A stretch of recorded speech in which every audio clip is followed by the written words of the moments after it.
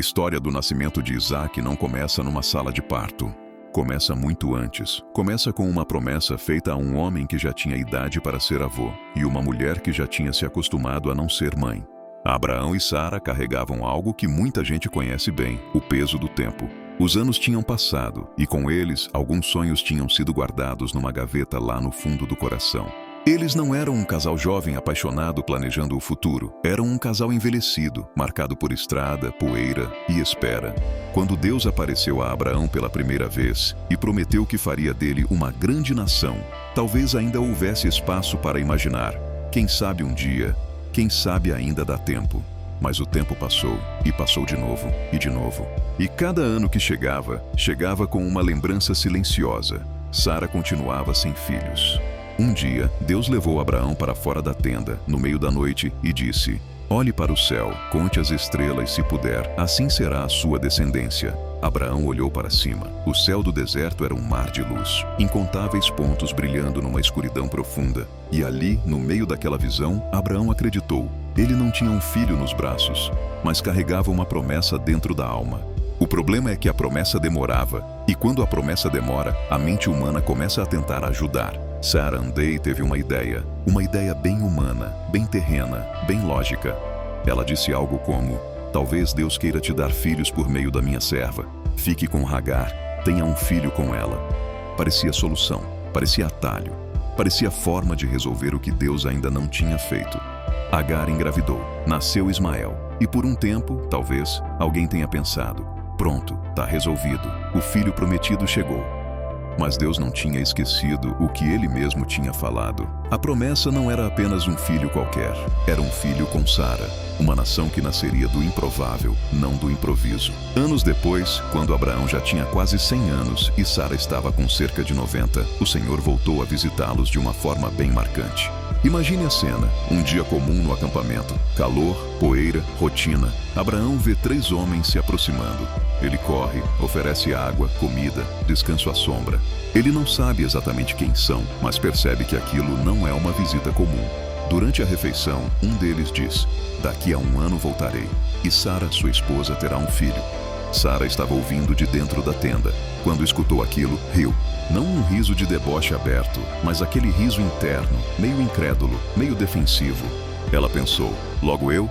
Velha desse jeito? Depois de tudo isso? Depois de tantos anos tentando e falhando? Mas Deus ouviu o riso de Sara e fez uma pergunta que atravessa gerações.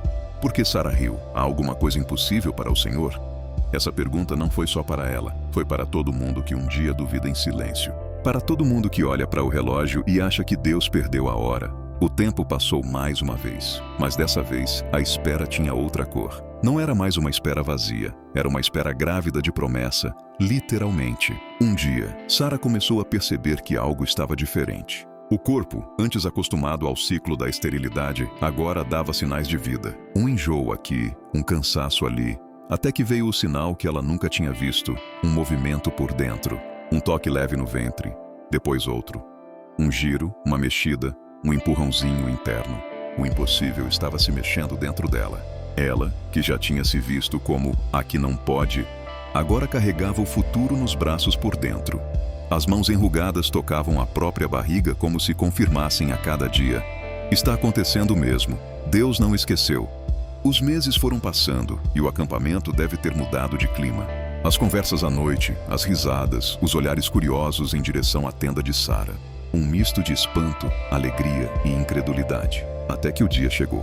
Talvez não tenha sido um dia especial na paisagem. O sol nasceu como sempre. Os animais fizeram seus sons habituais. As fogueiras foram acesas para as primeiras refeições. Mas dentro da tenda de Sara, o céu estava se movendo. Entre dores, respirações profundas e mãos apertando lençóis de tecido grosso, uma nova voz se preparava para entrar no mundo. E então se ouviu o primeiro choro. Um choro pequeno, frágil, fino, mas que carregava dentro dele a confirmação de tudo o que Deus tinha prometido. Abraão entrou, talvez com os olhos cheios de água, antes mesmo de ver o bebê. Sara segurava um menino, um filho.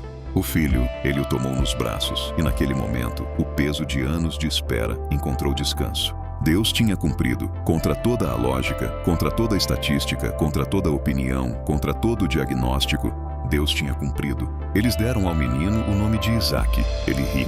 O riso de incredulidade virou riso de alegria. O riso de não é possível virou riso de Deus fez. Toda vez que alguém chamava Isaque, era como se repetisse: o riso está aqui, a promessa vive. Deus fez graça. Sara disse: Deus me encheu de riso, e todos que ouvirem isso rirão comigo. Naquele momento, não era só sobre um bebê, era sobre a fidelidade de Deus, sobre o fato de que Ele não esquece, sobre o fato de que Ele não se limita pela nossa idade, pelas nossas limitações, pela nossa lógica.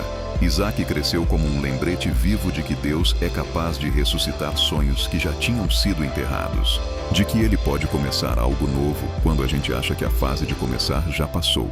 O nascimento de Isaque é a prova de que Deus não trabalha com "já era tarde demais". Ele trabalha com "no tempo certo". E talvez essa história seja um toque suave no seu coração dizendo: aquele sonho que você aposentou, aquele pedido que você arquivou, aquele desejo que você já nem tem coragem de colocar em oração. Deus ainda sabe o nome disso. E ainda pode, se quiser, transformar o seu riso de dúvida em riso de alegria. Foi assim com Abraão. Foi assim com Sara.